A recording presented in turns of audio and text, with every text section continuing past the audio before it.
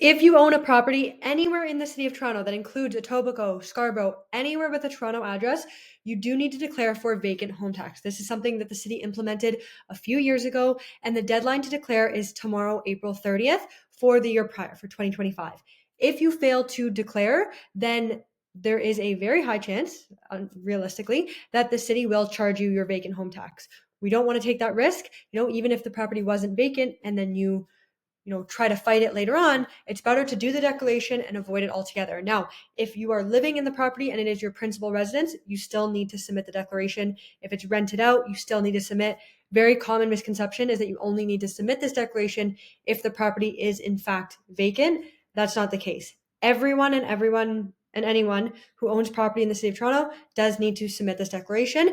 And it's very simple. I do it every year for myself. I also do it for my grandparents because they live in the city and they're not going to do this themselves. I do it for my family members because, again, it takes 2-3 minutes. I collect everybody's tax bills, and 10 minutes, everyone's declared. Easy peasy. So stick with me. I'm going to show you how to do the declaration. When you Google vacant home tax Toronto, the main page will come up and you'll see where to submit a declaration.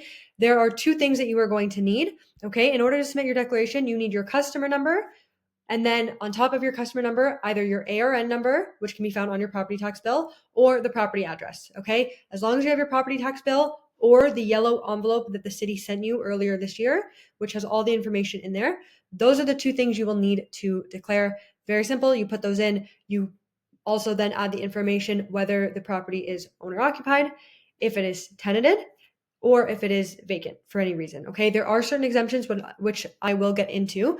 Now, the other thing you will have to put on the declaration is if you're submitting on behalf of yourself or on behalf of someone else. For example, when I submit for my grandparents. Okay, if the property is tenanted, it is your responsibility to submit the declaration, not the tenant. So you do need to do that for any rental properties, any investment properties. Okay, going onwards, so determining the occupancy status. Again, if you live in the property, it's your principal residence. For example, I'm in my condo right now. I have to declare for this property. If it's occupied by someone other than the owner, meaning a rental property. So again, I have a property in another portion of the city. It is rented out. I personally need to declare and let the city know that it is rented. It was occupied for, more than 6 months in the previous year. What they are looking for and what is deemed as a vacant property or will be subject to this tax is if it was vacant for over 6 months in the year prior. Okay, so if you are on vacation for a significant portion of the year, if the unit, you didn't rent it, you just have it sitting there vacant, it can be subject to vacant home tax. We'll get into that as well. Okay. If it is vacant, obviously it is subject to the vacant home tax. That's the 6 months that I was referring to. Now, exemptions. Okay. These are some other situations. But essentially, as long as you're living in the property or someone was occupying the property for those 6 months, then you are exempt. You are not eligible to be charged for the vacant home tax. Exemptions, okay, there are a variety. If you want a detailed list, you can let me know and I'll send you over a recap in an email. But the biggest things, if there was a death of the owner and it's been sitting vacant for 6 months, maybe you're going through probate, maybe you're still doing, other things that are getting the property ready for sale or to have someone else move in, whatever that looks like, you are exempt. If the owner has passed away, very often they will request a copy of the death certificate, okay?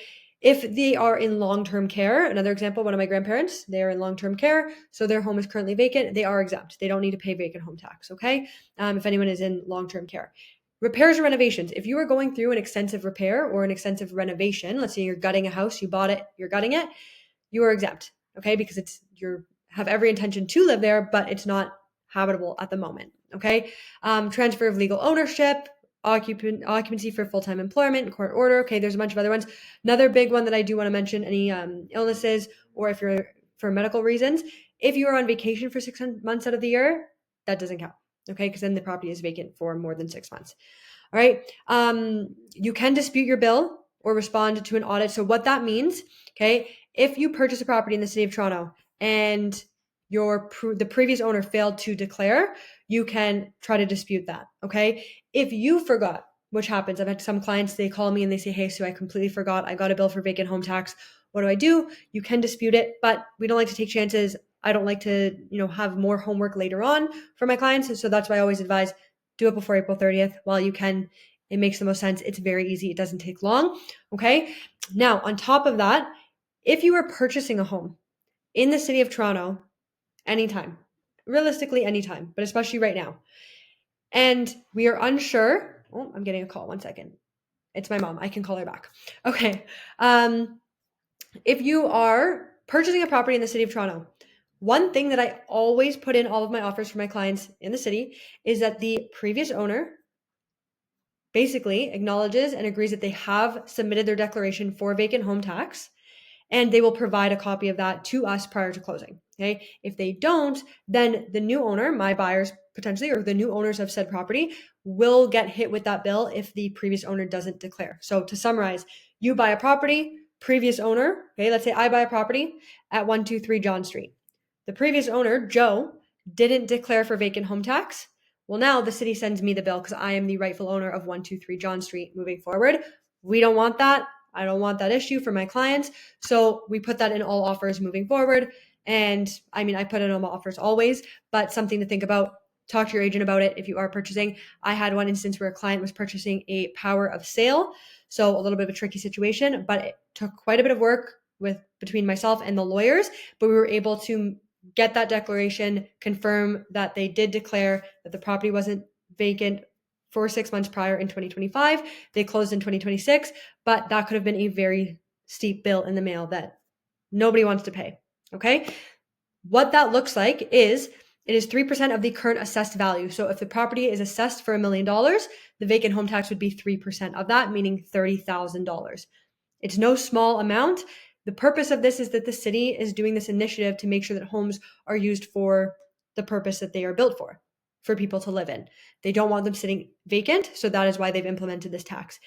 If you have any questions at all about vacant home tax, about anything else, about what's going on in the market, if this applies to you, if this is something you need to know, if you need to declare, or you just need help doing it, send me a message. We can talk about it. You have my contact info and we can do it together. Happy to do that. It takes only a couple minutes, but please, please, please, before April 30th, make sure you submit those declarations.